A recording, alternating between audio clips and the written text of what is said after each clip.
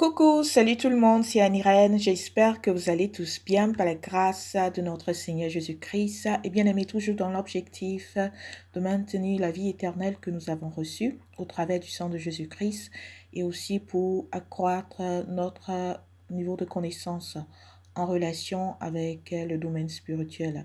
Nous allons toujours nous focaliser sur notre sujet d'étude qui est comme thème la différence entre les paroles prophétiques et les paroles de déclaration.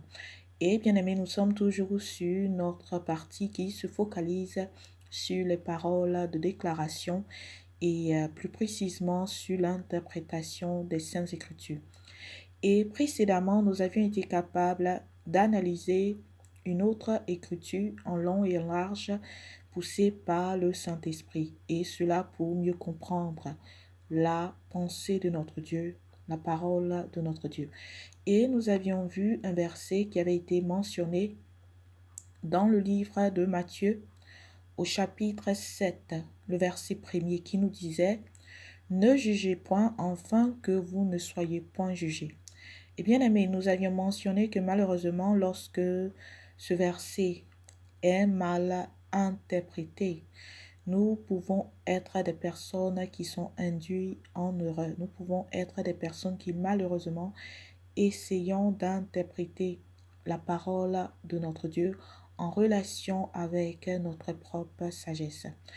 Et bien aimé, nous avions dit que le verset tiré du livre de Matthieu au chapitre 7, le verset premier, était une exhortation pour permettre à l'Église de Christ de faire attention, pour permettre à toute personne qui se considère comme chrétien, qui se considère comme fils et filles de Dieu, de faire attention lorsque nous sommes emmenés à porter, à émettre un jugement à l'endroit de notre prochain, à l'endroit d'une situation, de notre environnement.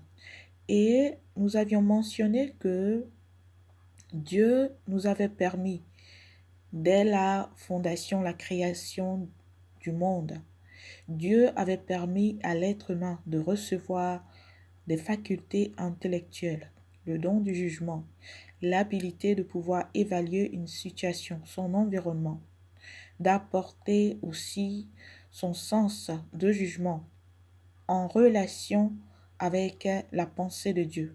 Et cela pour que l'être humain puisse être capable d'émettre un jugement, de prendre une décision qui ne se repose pas sur sa propre pensée, qui n'est pas en relation avec la manifestation de la chair, mais plutôt pour que le jugement de l'être humain se focalise sur le sens de l'équité, de la justice et aussi sur la recherche de la vérité. Et bien aimé, nous avions aussi été capables de voir un autre verset qui avait été mentionné dans le livre de Jean, au chapitre 7, le verset 24, qui nous disait « Ne jugez pas selon l'apparence, mais jugez selon la justice ». Et bien aimé, nous avions vu que ce verset était au fait un accompagnement pour le premier verset que nous avions visité, qui nous disait « Ne jugez point afin que vous ne soyez point jugés ». Et là, nous avions été capables d'avoir plus d'éléments en relation avec la pensée de notre Dieu hein, sur le domaine du jugement. Et bien aimé, nous avions été capables de mentionner que le jugement que notre Dieu veut nous voir établi doit être un jugement qui ne se focalise pas sur l'apparence, mais plutôt un jugement qui est porté sur la justice de Dieu. Un jugement qui n'est pas en relation avec la manifestation de la convoitise, qui n'est pas en relation avec la manifestation des désirs charnels, mais plutôt un jugement qui est en fonction de notre instinct spirituel, sous le guide du Saint-Esprit. Et bien aimé, nous avions dit qu'il était très important d'être des personnes qui, lorsque nous sommes emmenés à apporter un jugement, parce que cela est inné, tout ce que nous faisons dans la vie est en relation avec le jugement que nous apportons.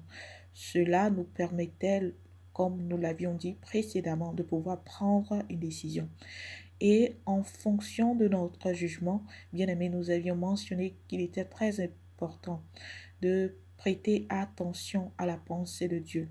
Et nous avions vu l'histoire de la femme adultère aussi, qui avait été mentionnée dans le livre de Jean, au chapitre 8, à partir du verset 3 jusqu'au verset 12. Et Jésus-Christ avait été capable d'apporter son jugement. Et son jugement ne se reposait pas sur la condamnation. Son jugement n'était pas en relation avec l'accusation. C'est vrai que cette femme avait commis un acte adultère. Et cette femme, en relation avec, on va dire, la tradition des Juifs, cette femme était supposée être lapidée. Mais Jésus-Christ avait apporté son sens de jugement en fonction de l'équité, en relation avec la vérité et la justice, la compassion de Dieu. Parce que ces personnes qui avaient essayé de vouloir lapider cette femme, ces personnes aussi ne s'attelaient pas à mettre en pratique, on va dire, les lois de Moïse. Et bien aimé, nous avions dit qu'il était très important, avant d'apporter un jugement sur quiconque, avant d'apporter un jugement en fonction de notre environnement, en relation avec une situation, nous devons faire de telle sorte que notre jugement ne se repose pas sur l'apparence. Notre jugement n'est pas en relation, n'est pas le résultat de nos sens, euh, du niveau charnel, mais plutôt nous apportons un jugement poussé par le Saint-Esprit pour être capable de comprendre la pensée de Dieu et pour pouvoir aussi résider dans la vérité. Et bien amis, c'était à peu près les informations que nous avions été capables de partager précédemment en relation avec l'écriture que nous avions vue par rapport au jugement selon la pensée de Dieu. Et bien aimé, euh, précédemment, je n'avais pas été capable de finir, on va dire, totalement la partie en relation avec le verset qui nous disait de ne pas juger pour ne pas aussi être jugé. Le verset qui était tiré du livre de Matthieu au chapitre 7, le premier verset. Et bien aimé, nous allons toujours continuer dans ce même élan. Et penser qu'en émettant un jugement en fonction d'une situation, en relation avec notre environnement, en émettant un jugement en relation avec les actions de notre prochain. Lorsque nous n'avons pas, on va dire, cette connaissance de la pensée de notre Dieu en relation avec le thème du jugement, nous pouvons penser que juger est au fait être en contradiction avec les Saintes Écritures. Parce que nous avions vu que le verset qui était tiré du livre de Matthieu au chapitre 7, le verset premier nous disait de ne pas juger pour ne pas à notre tour être jugé. Et de ce fait, si nous nous en tenons à ce verset, nous pouvons qualifier toute personne qui apporte un jugement sur une autre personne ou un jugement en relation avec une situation ou un jugement en relation avec son environnement. Cette personne peut être qualifiée comme, on va dire, elle n'obéit pas aux Saintes Écritures. Elle n'obéit pas à l'écriture qui est tirée du livre de Matthieu au chapitre 7 du verset 1er. Et bien aimé, comme nous l'avions mentionné précédemment, il est très important pour tout enfant de Dieu d'être capable de méditer sur les Saintes Écritures, d'être capable de ne pas simplement se focaliser sur une écriture et penser que cette écriture est globalement la pensée de Dieu. Parce que en relation avec, on va dire, les contextes, en relation avec les situations, en relation avec le sujet qui est, on va dire, partagé, la pensée de Dieu nous apporte, on va dire, un élément pour nous permettre de comprendre qu'est-ce que nous lisons, quelle est on va dire, qu'est-ce que Dieu essaye de nous faire savoir, qu'est-ce que Dieu essaye de nous permettre de comprendre. Et de ce fait, il est très important d'être des personnes aussi qui sont capables d'être ouvertes, des personnes aussi qui sont capables de comprendre globalement la pensée de notre Dieu. Et bien aimé, lorsque nous allons dans le livre de Proverbes, et plus précisément Proverbe 31, le chapitre 8, il est écrit: Ouvre ta bouche pour le muet, pour la cause de tous les délaissés. Ouvre ta bouche, juge avec justice et défends le malheureux et l'indigent. Et aussi lorsque nous allons dans le livre de Ésaïe au chapitre 5 du verset 22 jusqu'au verset 23, il est écrit: Malheur à ceux qui ont de la bravoure pour boire du vin et de la vaillance pour mêler des liqueurs, qui justifient le coupable pour un présent et enlèvent aux innocents leurs droits. Et bien aimés, ces versets sont en relation avec la responsabilité que tout enfant de Dieu doit avoir à l'encontre, on va dire, de son prochain, en relation avec la pensée de Dieu, en relation avec son environnement. Et ces versets essayent d'attirer notre attention en relation avec le fait que être chrétien, être enfant de Dieu, nous sommes des personnes qui sont appelées à manifester la lumière de Dieu.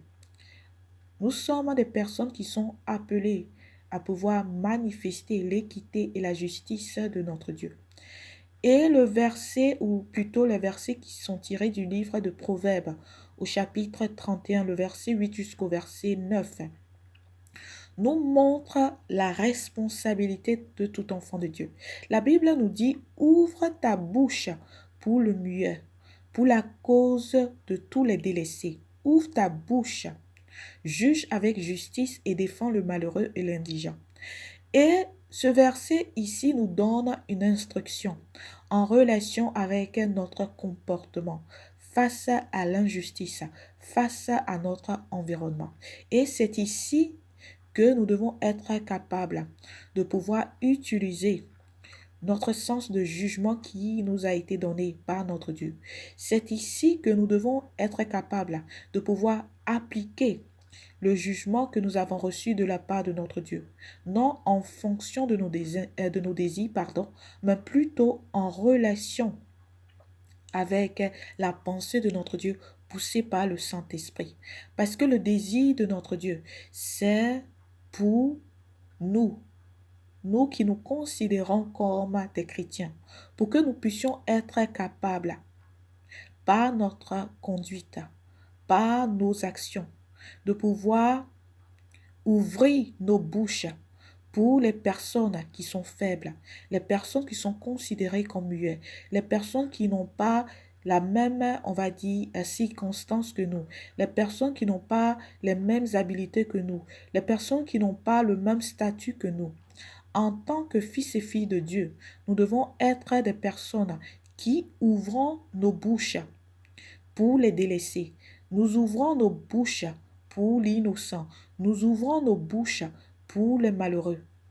Pourquoi nous faisons cela? Pour pouvoir manifester l'œuvre de Dieu, pour pouvoir manifester la justice de Dieu. Et de ce fait, nous jugeons pour pouvoir appliquer l'instruction que notre Dieu nous donne. Tout enfant de Dieu a la responsabilité de pouvoir juger en fonction de la justice. Tout enfant de Dieu a cette responsabilité en fonction de son environnement, en relation avec ce qui se passe autour de lui. D'être capable de manifester dans sa vie la lumière de Dieu, d'être capable aussi, quelles que soient les circonstances, quel que soit l'environnement, quelle que soit la pression du monde, d'être capable de faire la différence entre ce qui est mauvais de ce qui est bon, d'être capable de se ranger du côté des malheureux, d'être capable de pouvoir se ranger du côté de l'innocent, d'être capable d'ouvrir sa bouche, non pour ouvrir sa bouche pour critiquer, non pour ouvrir sa bouche pour pouvoir dire des choses qui sont en contradiction avec la pensée de Dieu, mais plutôt pour ouvrir sa bouche pour pouvoir être capable d'apporter le jugement qui se repose sur la justice de Dieu, pour pouvoir être capable aussi de défendre les malheureux, de défendre les muets, de défendre les délaissés. Et bien aimé, cela est très important. Et la Bible nous montre aussi dans le livre d'Isaïe, comme je l'avais lu, que malheur à ces personnes qui justifient le coupable pour un présent, c'est-à-dire les personnes qui se considèrent comme fils et filles de Dieu, les personnes qui font partie du corps du Christ, les personnes qui sont censées manifester les fruits du Saint-Esprit, les personnes qui sont censées manifester la lumière de Dieu. Ce verset nous montre que malheur à toute personne qui justifie le coupable pour un présent, qui justifie le coupable pour pouvoir recevoir des gains malsains, qui justifie le coupable sachant que ce coupable fait des choses qui sont en contradiction avec la pensée de Dieu. Malheur à quiconque.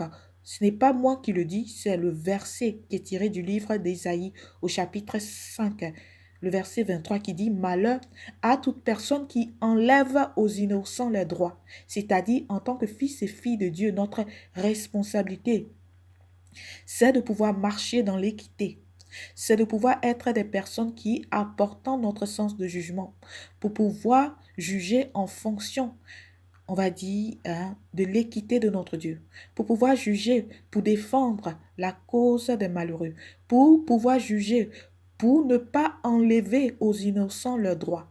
Parce que lorsque nous nous considérons comme des chrétiens, des chrétiennes, lorsque nous disons que nous sommes les fils et les filles de Dieu, et que nous voyons une situation, nous voyons quelque chose qui se passe devant nos yeux et nous savons bel et bien en fonction de la parole de notre Dieu, en relation avec les saintes écritures, en fonction de la pensée de notre Dieu. Ce qui se passe sous nos yeux ne reflète pas, on va dire, la parole de Dieu, et que nous restons bouche bée. Ce que nous pratiquons, ce n'est pas la justice. Ce que nous pratiquons plutôt, c'est l'hypocrisie. Et notre Dieu nous dit ici que nous devons être des personnes qui ne justifions pas le coupable, des personnes qui appliquons notre sens de jugement pour pouvoir défendre la cause de l'innocent, des personnes qui sont capables aussi d'ouvrir la bouche pour la cause du muet, pour la cause, plutôt, des délaissés. Et lorsque toujours nous allons dans le livre de Ésaïe, au chapitre 10, du verset 1er jusqu'au verset 2, il est écrit « Malheur à ceux qui prononcent des ordonnances iniques et à ceux qui transcrivent des arrêts injustes pour refuser justice aux pauvres et ravir leurs droits aux malheureux de mon peuple, pour faire des veuves les proies et des orphelins le butin.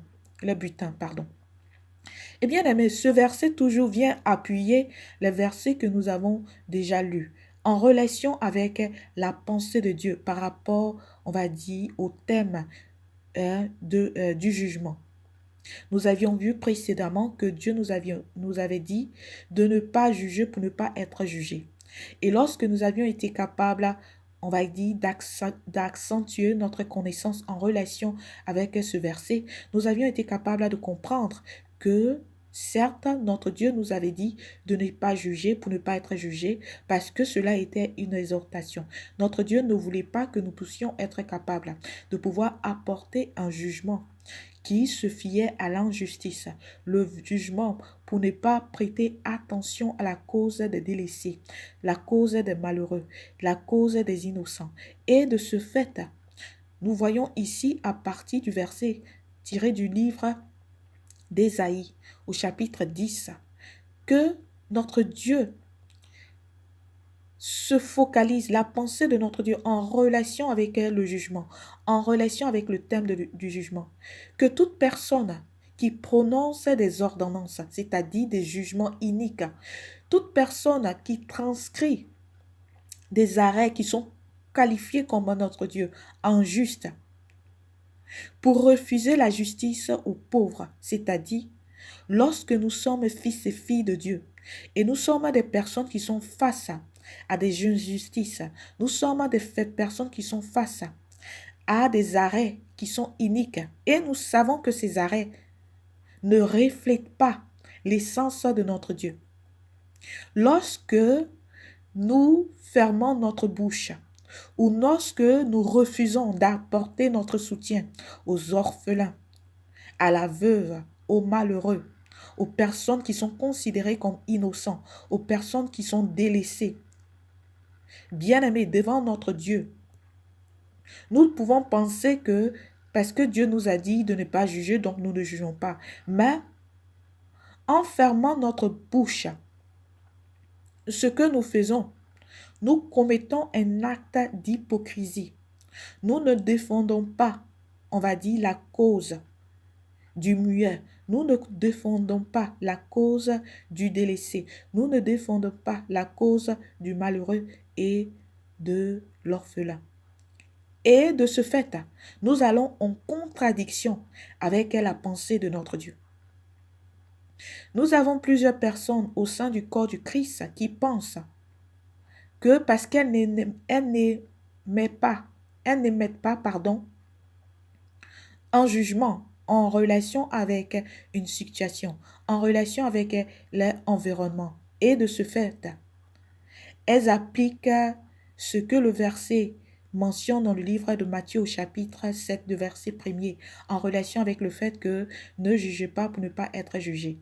Et bien aimé, ce que ces personnes omettent de prendre en considération, c'est les autres versets qui sont mentionnés dans la même Bible qu'elles ont lus, en relation avec la pensée de Dieu par rapport à la cause de l'indigent, à la cause du malheureux, à la cause du muet, à la cause des délaissés. Et bien aimé, le jugement de notre Dieu en relation avec ces personnes serait de pouvoir défendre ces personnes, serait de pouvoir appliquer le sens de l'équité et de la justice. Et de ce fait, parce que nous sommes considérés comme les fils et les filles de notre Dieu, nous sommes considérés comme les fils adoptifs, nous sommes considérés comme le champ de Dieu. Nous devons aussi, au travers de nos actions, en relation avec nos mentalités, en relation avec la manière dont nous nous conduisons, être capable de pouvoir manifester la pensée de notre Dieu. C'est-à-dire, bien-aimés, nous ne lisons pas la Bible pour pouvoir l'interpréter en fonction de nos désirs. Nous ne recherchons pas des versets qui sont mentionnés dans la Bible parce que ces versets sont en fonction de ce que nous voulons entendre. Et nous nous focalisons sur ces versets et nous omettons de prendre en considération d'autres versets qui manifestent l'essence de Dieu, qui manifestent la vérité de Dieu, qui manifestent la présence de Dieu. Et bien aimé, lorsque nous faisons cela, nous ne marchons pas en fonction des desseins de notre Dieu. Et il est très important de pouvoir comprendre ces genres de choses. Nous avons été libérés. Nous avons été des personnes qui avons reçu l'héritage, le partage de Dieu. pour que nous puissions être capables, au travers de nos actions, en relation avec nos mentalités, de pouvoir faire la différence dans ce monde. Parce que la Bible nous montre qu'il y aura la différence entre ces personnes qui se considèrent comme les fils, les filles de Dieu, et ceux qui ne sont pas les fils et les filles de Dieu. Et cela est en relation avec manifester l'essence de notre Dieu, en relation avec comprendre totalement la pensée de notre Dieu par rapport aux saintes écritures. C'est-à-dire, je ne me focalise pas sur une partie de la Bible ou sur une écriture pour pouvoir conclure ou pour pouvoir arriver à une résolution, ou je ne m'en tiens pas à une seule écriture pour pouvoir apporter une décision. Bien aimé, lorsque je fais cela, je n'ai pas pris le temps de pouvoir comprendre fidèlement et globalement la pensée de notre Dieu. Je n'ai pas pris le temps pour pouvoir comprendre, méditer en profondeur sur la Sainte Écriture pour pouvoir comprendre essentiellement la pensée de mon Dieu. Je me suis en tenu simplement à comprendre la pensée de Dieu selon mes propres désirs. Et de ce fait, le jugement que j'applique, mon abstinence de pouvoir émettre un jugement ne se focalise pas sur la pensée de Dieu, mais se focalise plutôt sur ma sagesse. Et de ce fait, ma marche n'est pas en fonction des désirs de mon Dieu. Ma marche plutôt est en relation avec la manifestation de la convoitise, en relation avec la manifestation des désirs charnels. Et bien aimé, il est très important de pouvoir comprendre ces genres de choses. Et nous allons voir 4 types de jugements. Nous avions été capables précédemment de voir au travers de l'histoire de la femme adultère le jugement que avait apporté Jésus-Christ. Jésus-Christ n'avait pas omis d'apporter son jugement. Jésus-Christ, lorsque les pharisiens étaient venus lui dire que voilà ce que cette femme avait fait, Jésus-Christ n'avait pas dit aux pharisiens que cela n'est pas mon problème, cela ne me regarde pas, que continuez ce que vous êtes en train de faire, que je ne vais pas appliquer mon jugement. Mais Jésus-Christ, plutôt ce qu'il avait fait, il avait été capable d'évaluer la situation et était arrivé à une conclusion. Il avait été capable de juger cette femme en fonction de ce qu'elle avait fait, mais en relation se fondant sur la sagesse de Dieu. Et de ce fait, son jugement n'était pas un jugement de condamnation, n'était pas un jugement d'accusation, mais c'était un jugement pour pouvoir exposer les carences de cette femme et d'attirer son attention sur ces choses, les choses de sa vie qu'elle devait changer. Tandis que les pharisiens, tandis que la foule, le jugement de ces personnes était de pouvoir apporter la condamnation, l'accusation et de pouvoir détruire la vie de cette femme. Et bien aimé, nous allons voir premièrement le jugement de l'homme charnel. Et pour cela, lorsque nous allons dans le livre de Matthieu au chapitre 7, à partir du verset 3 jusqu'au verset 5, il est écrit: « Pourquoi vois-tu la paille qui est dans l'œil de ton frère et tu n'aperçois-tu pas la poutre qui est dans ton œil? Ou comment peux-tu dire à ton frère: laisse-moi ôter une paille de ton œil, toi qui as une poutre dans le tien? Hypocrite, ôte premièrement la poutre de ton œil, et alors tu verras comment ôter la paille de l'œil de ton frère. » Et bien aimé, Ce verset, ou plutôt ces versets, est en relation avec le sens de l'hypocrisie. Lorsque nous apportons un jugement qui se fonde sur le domaine charnel, c'est le jugement de l'homme charnel. Lorsque nous apportons un jugement qui se focalise sur l'apparence, lorsque notre jugement ne prend pas en considération le domaine spirituel, c'est-à-dire nous apportons un jugement sans prendre en considération la pensée de Dieu. Nous omettons un jugement, pas pour pouvoir exposer la vérité de Dieu, pas pour pouvoir pratiquer ce que Dieu nous demande de faire, mais notre jugement se focalise plutôt sur le domaine charnel, sur le domaine terrestre, sur le domaine de la convoitise, sur le domaine de la manifestation de la querelle, sur le domaine de la manifestation de la colère, sur le domaine de la manifestation des œuvres des ténèbres. Et tout jugement qu'un homme apporte qui se focalise sur le domaine charnel, ce type de jugement n'est pas en relation avec la pensée de Dieu, ne se focalise pas sur, on va dire, l'essence de Dieu.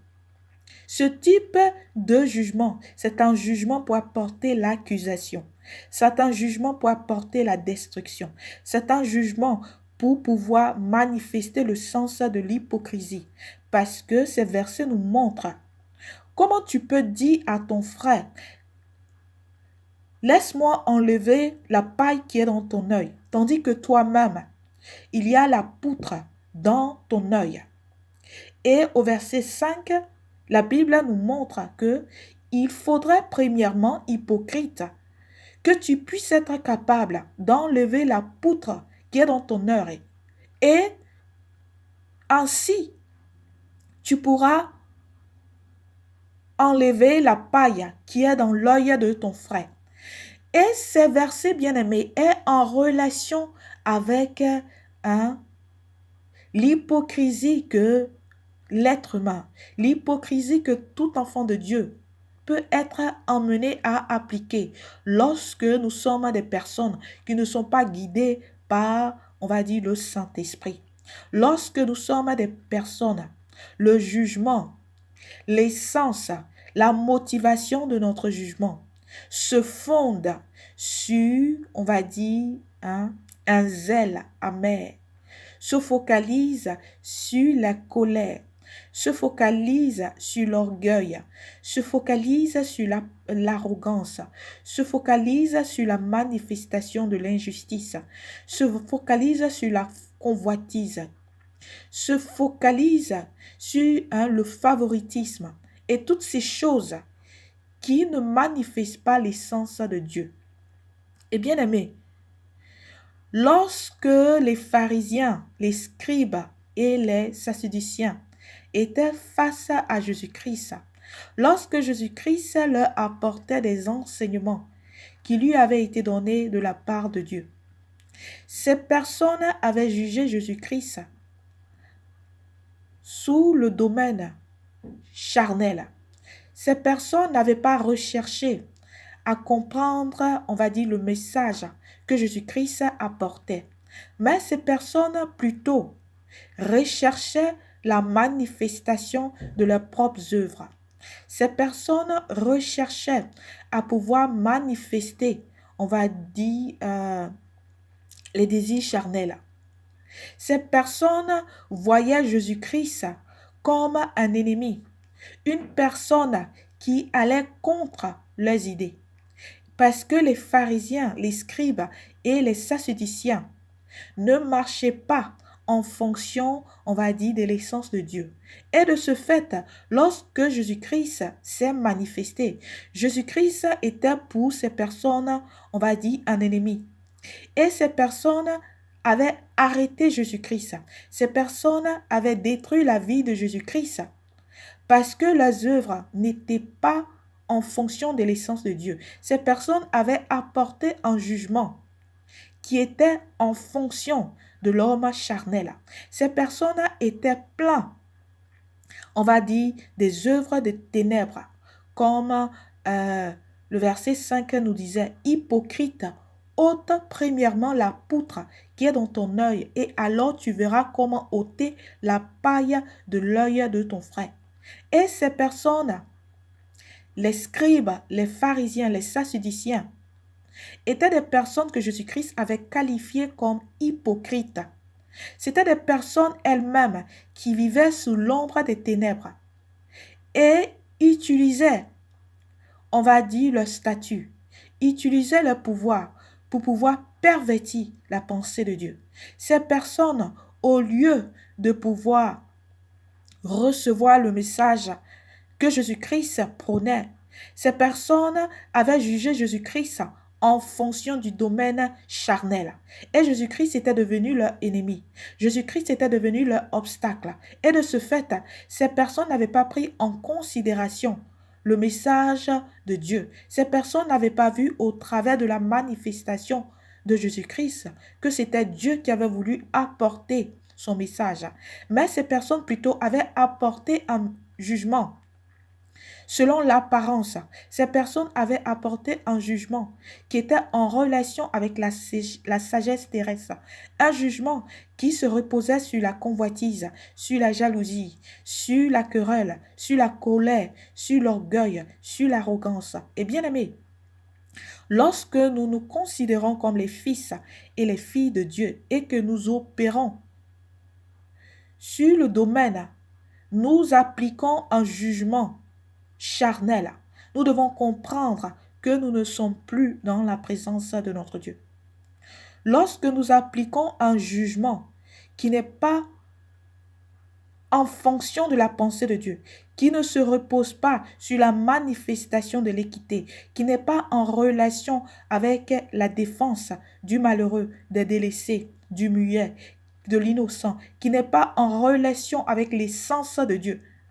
Bien-aimé, il est très important de comprendre qu'il faut faire demi-tour. Il faut rechercher à être dans la présence de Dieu.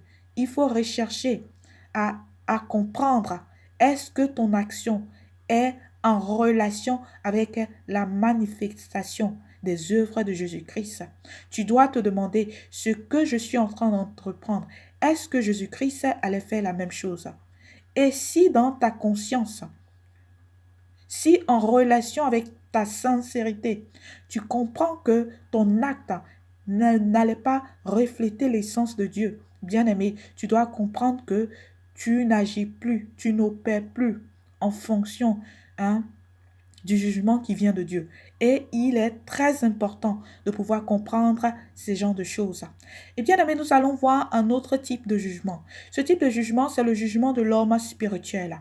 Et lorsque nous allons dans le livre de 1 Corinthiens, au chapitre 2, le verset 15, il est écrit, « L'homme spirituel, au contraire, juge de tout, et il n'est lui-même jugé par personne. » Et bien aimé, ce type de jugement est généralement fait par l'homme spirituel. La Bible nous parle de Paul. La Bible nous parle des apôtres de Jésus-Christ qui étaient capables d'émettre un jugement spirituel, c'est-à-dire en fonction des choses qui se manifestaient, qui avaient lieu au sein du corps du Christ. Ces personnes, guidées par le Saint-Esprit, avaient été capables d'exposer les lacunes, on va dire, de l'Église de Jésus-Christ. Ces personnes avaient été capables d'appliquer l'essence de jugement. Et le jugement de ces personnes ne se reposait pas, si vous voulez, sur elles-mêmes, mais c'était plutôt Dieu qui exposait son Église. C'était plutôt Dieu qui voulait attirer l'attention de ses enfants. Et bien aimé, le jugement de l'homme spirituel se focalise sur son don du discernement, poussé par le Saint-Esprit. Le jugement de l'homme spirituel ne se focalise pas sur l'apparence, c'est-à-dire l'homme spirituel, son jugement n'est pas en relation avec le statut d'un être humain, n'est pas en relation avec, on va dire, l'apparence de l'être humain, n'est pas en relation avec son influence, on va dire, dans le monde. Mais lorsque l'homme spirituel émet un jugement, son jugement est un jugement qui se focalise sur l'essence de Dieu. Son jugement est en relation avec le fait que cette personne a conscience du fait qu'elle doit être du côté, elle doit se ranger du côté du délaissé, de l'indigent, du côté de l'innocent. Et de ce fait, ce type de jugement est en fonction de la pensée de Dieu. Ce type de jugement est en relation avec, on va dire, les dons du Saint-Esprit. Jésus-Christ, par exemple, lorsqu'il avait été face à ses disciples, il avait été capable de juger le cœur de chacun de ses disciples. Et plus précisément, il avait été capable de discerner, avant même que Judas puisse le trahir, en fonction du comportement de Judas, en relation avec les désirs du cœur de Judas. Jésus-Christ qui était un homme spirituel, Jésus-Christ qui avait été capable d'utiliser son sens de jugement qui se fondait sur le Saint-Esprit. Il avait été capable d'analyser et examiner les actions de Judas. Et il avait compris que Judas allait être cette personne qui allait le trahir. Judas allait être cette personne qui allait être sensible au diable. Et de ce fait, le jugement que Jésus-Christ avait établi était un jugement de l'homme spirituel, était un jugement qui était en fonction de la pensée de Dieu. Et Jésus-Christ lui-même ne pouvait pas être jugé parce que on avait vu dans le livre de 1 Corinthiens au chapitre 2 du verset 15 que l'homme spirituel au contraire juge de tout et n'est lui-même point jugé par personne. Cela sous-entend que l'homme spirituel, le jugement de l'homme spirituel n'est pas en fonction, on va dire, du domaine charnel. Et de ce fait, toute personne qui est charnelle n'a pas cette habilité, ne peut pas juger une telle personne. C'est-à-dire que tu ne peux pas porter un jugement sur l'homme spirituel. Pourquoi? Parce que son niveau où il s'arrête, on va dire, d'où il opère, vous deux, vous n'opérez pas du même niveau. Tu es dans le niveau charnel. Et l'homme spirituel, il est dans le niveau spirituel. C'est-à-dire, lorsqu'il juge, il ne juge pas en fonction de l'apparence. Parce que l'apparence peut être parfois trompeuse. L'homme spirituel juge en fonction de l'inspiration du Saint-Esprit.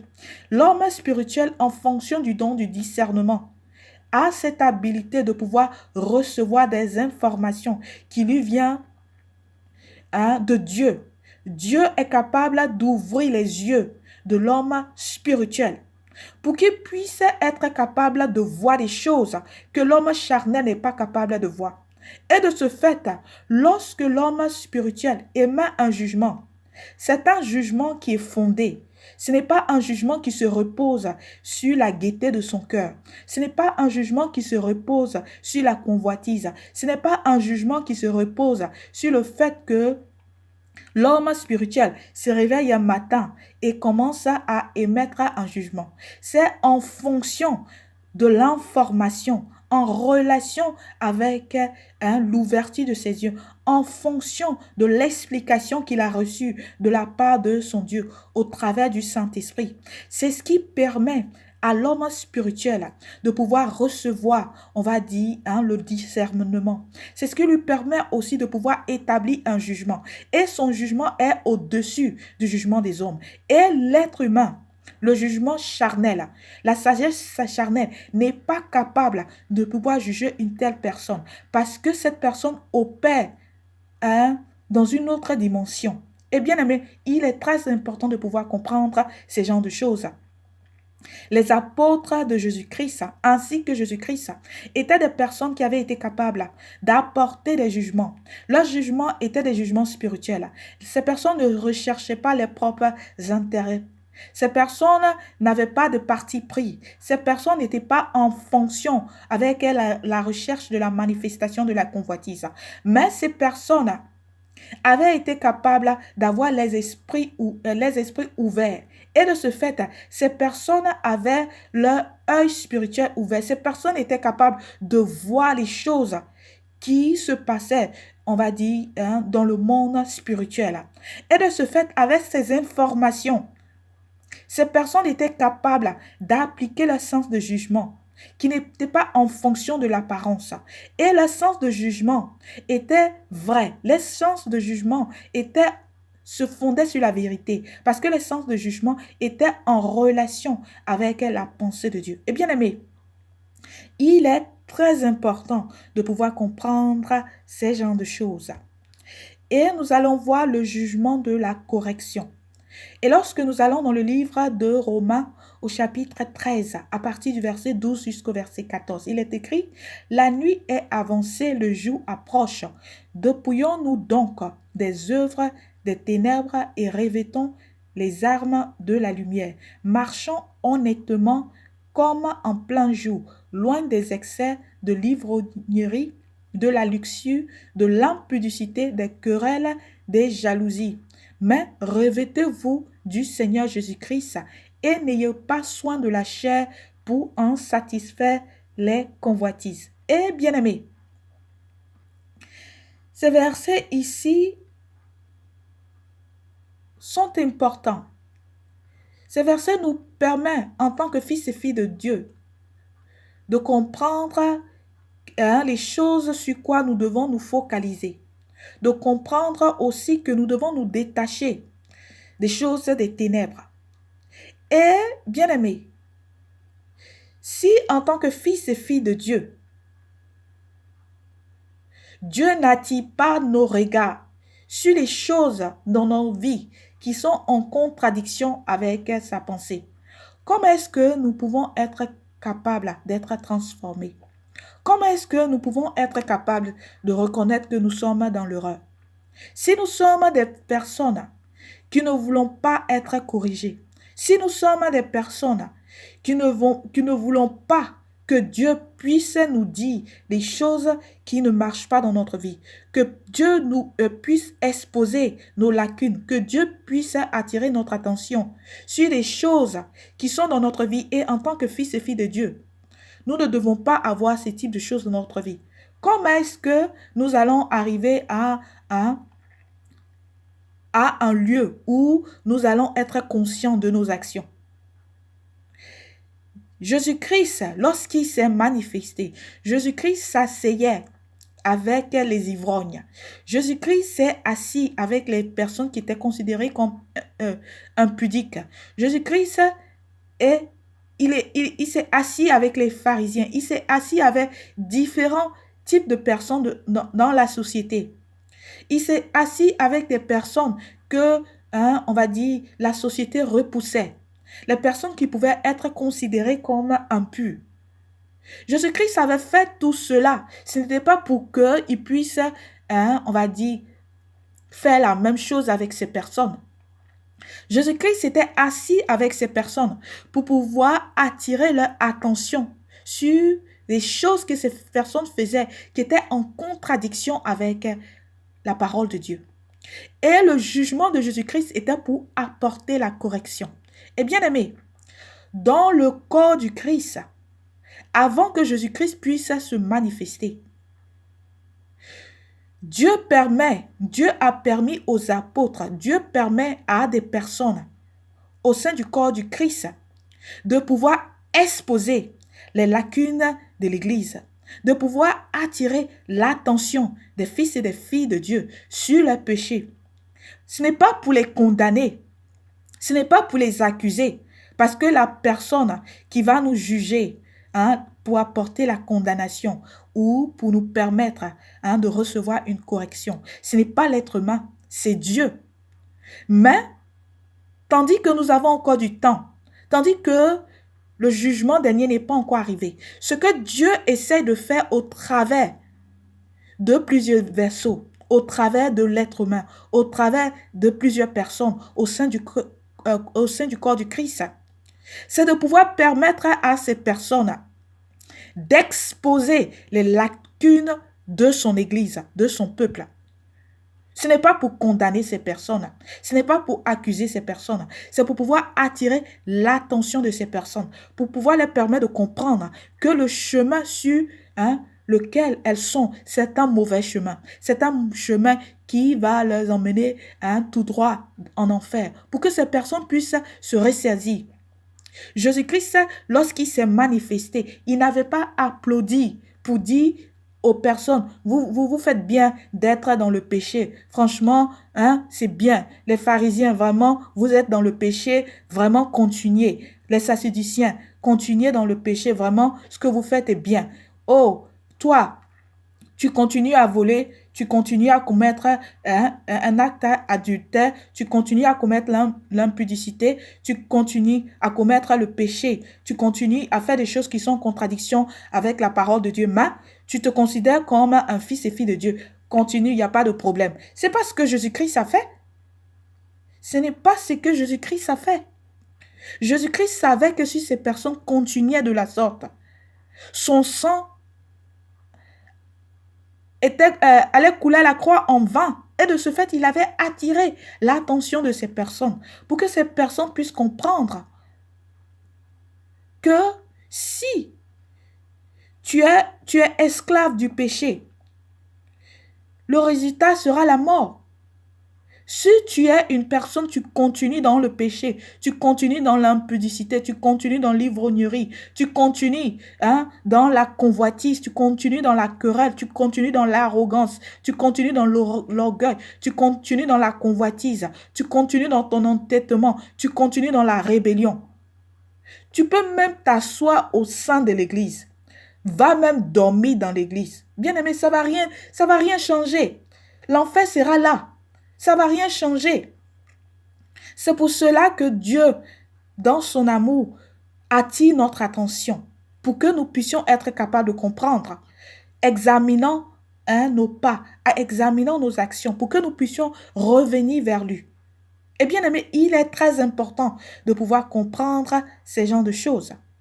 Lorsque nous allons dans le livre de Jean, au chapitre 12, le verset 47, il est écrit « Si quelqu'un entend mes paroles et ne les garde point, ce n'est pas moi qui le juge, car je suis venu non pour juger le monde, mais pour sauver le monde. » Bien-aimés, Jésus-Christ ici nous fait savoir que c'est vrai, il s'est manifesté pour que nous puissions être sauvés, mais aussi il s'est manifesté pour nous faire comprendre qu'il y aura un jugement. Et de ce fait, son action lorsqu'il s'est manifesté, c'est pour pouvoir attirer notre attention sur nos lacunes, sur les choses que nous faisons qui est en contradiction avec sa pensée.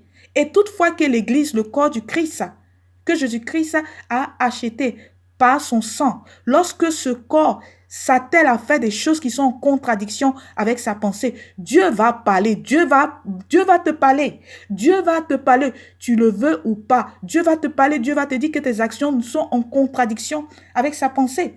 Tu peux te fâcher, tu ne peux pas te fâcher, mais c'est la parole de Dieu, tu ne peux rien contre la parole de Dieu. Tu ne peux pas t'appeler chrétien, chrétienne, être au sein de l'Église et pratiquer les choses qui sont en contradiction avec la parole de Dieu, avec la pensée de Dieu. Et lorsqu'on te parle, tu dis qu'on te juge. Lorsqu'on te parle, tu dis qu'on ne t'aime pas. Lorsqu'on te parle, tu dis qu'on est contre toi. Lorsqu'on te parle, tu ne veux rien savoir. Bien-aimé, c'est ce même comportement que les pharisiens avaient eu face à Jésus-Christ. C'est ce même comportement que les sadduciens avaient eu face à Jésus-Christ. C'est ce même comportement que le peuple israélien avait eu face à Jésus-Christ. Lorsque Jésus-Christ était en train d'exposer leurs lacunes, lorsque Jésus-Christ était en train de les corriger, ces personnes avaient refoulé Jésus-Christ. Ces personnes avaient rejeté Jésus-Christ. Ces personnes avaient détruit Jésus-Christ dans la chair. Mais à la fin, qu'est-ce qui s'est passé? Bien-aimés, il faut que nous prenions du recul et aussi nous essayons de pouvoir analyser notre vie. Lorsque nous allons dans le livre de Hébreux, au chapitre 12 du verset 6, il est écrit « Car le Seigneur châtie celui qu'il aime, et il frappe de la verge tous ceux qu'il reconnaît pour ses fils. » Et bien aimé, ce verset ici nous montre que Dieu nous corrige. Dieu nous corrige comme ses enfants. Lorsque nous sommes des personnes, nous nous considérons comme les fils et les filles de Dieu. Lorsque Dieu nous aime et il voit que nous faisons des choses qui sont en contradiction avec sa pensée, des choses qui vont attirer sur notre vie le jugement dernier. Ce qu'il fait, il nous appelle à la repentance. Ce qu'il fait, il attire notre attention. Et comment est-ce que tu attires l'attention de l'être humain? C'est de lui dire ce qu'il fait qui n'est pas bon. Ce qu'il fait qui est en contradiction avec son Dieu. Bien-aimé. Je ne peux pas dire que j'aime mon frère, ma soeur, et je vois mon frère, ma soeur est sur un chemin qui va l'emmener tout droit en enfer. Et je dis, tu sais, je vais me taire parce que je veux pas blesser les sentiments de mon frère et de ma soeur, tu vois. Donc, je vais le laisser comme ça. Ce n'est pas l'amour, bien-aimé, c'est l'hypocrisie. Ce n'est pas l'amour, c'est l'hypocrisie. Si j'aime quelqu'un, je vois que la personne prend un chemin qui est en contradiction avec la pensée de Dieu. Le rôle que je dois jouer en tant que fils et fille de Dieu, c'est d'attirer l'attention de cette personne. Et Dieu, au travers de la Bible, a attiré à plusieurs reprises l'attention de son peuple. Maintenant, être capable de pouvoir reconnaître le plan de Dieu, ça c'est une autre chose, bien-aimée. Et nous allons voir en dernier lieu le jugement de Dieu. Et bien-aimé, ce type de jugement a deux volets. C'est-à-dire, lorsque Dieu nous avertit, Dieu nous avertit, Dieu nous avertit. Et nous nous entêtons, nous ne voulons pas comprendre ce qu'il dit. Notre Dieu peut nous juger, c'est-à-dire émettre un jugement terrestre sur nous pour appliquer son jugement, pour nous montrer que nous ne sommes rien face à lui. Lorsque nous sommes des personnes entêtées et que Dieu dit que, ok, si tu ne veux pas m'écouter, voilà ce que je vais faire. Lorsque nous avons atteint un stade, nos péchés est arrivé à un moment où Dieu a essayé longuement, nous a parlé et nous n'avons pas essayé d'écouter. Dieu va attirer sur nous un jugement, le jugement terrestre. Et ça, c'est en fonction de ce que Dieu veut faire. Et il y a un autre jugement, bien-aimé. Il y a le jugement dernier. Ce type de jugement, ce n'est pas un jugement de correction. Ce n'est pas un jugement qui se repose sur le domaine charnel. Ce type de jugement, c'est le jugement qui vient de Dieu, c'est le jugement dernier. Ce n'est pas un jugement genre, tu fais un examen et si tu rates, tu as l'opportunité de repasser cet examen. Ce n'est pas comme ça, bien-aimé. C'est un jugement qui décide où est-ce que nous allons être. Et ce jugement est fait par notre Dieu. L'être humain sur cette terre, ce qu'il peut apporter, c'est son jugement en fonction, on va dire, du domaine spirituel, si c'est un chrétien ou une chrétienne qui a reçu le Saint-Esprit. Et son jugement, c'est pouvoir apporter la correction, c'est pouvoir attirer l'attention de son frère et de sa sœur. Mais son jugement, ce n'est pas sur l'accusation ou la condamnation. Tandis que le jugement dernier, le jugement de Dieu, c'est le jugement de la condamnation. C'est le jugement qui va exposer nos péchés, qui va nous accuser face à tous l'impudicité, l'iniquité, l'injustice, toute la rébellion, l'entêtement, toutes les choses que nous avons fait. Et à plusieurs reprises, Dieu a essayé d'attirer notre attention et nous n'avons pas voulu écouter. Bien-aimés, c'est ce type de jugement qui va se passer. Et c'est à cause de ce type de jugement que Dieu attire l'attention de son Église. C'est parce que ce jugement, il n'y a pas un rattrapage. Ce n'est pas un examen où si tu rates cet examen, tu l'auras encore. Tu auras une autre opportunité, bien-aimé. Lorsque nous allons dans le livre de Ecclésiaste au chapitre 11, du verset 9, il est écrit « Jeune homme, rejeta Réjouis-toi, pardon, dans ta jeunesse. Livre ton cœur à la joie pendant les jours de ta jeunesse. Marche dans les voies de ton cœur et selon les regards de tes yeux. Mais sache que tout cela, Dieu t'appellera en jugement. Et ce verset essaie d'attirer notre attention pour nous montrer que toutes nos actions que nous pratiquons sur cette terre, les choses que nous faisons, que nous pensons que les hommes ne voient pas. Peut-être les hommes ne peuvent pas voir, mais Dieu voit tout. Et des choses que Dieu essaie d'attirer notre attention. Et nous pensons que nous pouvons faire tout ce que nous voulons. Ce verset nous dit ici que tu as le droit de faire tout ce que tu veux. Mais c'est Dieu qui a le dernier mot en relation avec le jugement. Et de ce fait, tu dois faire attention.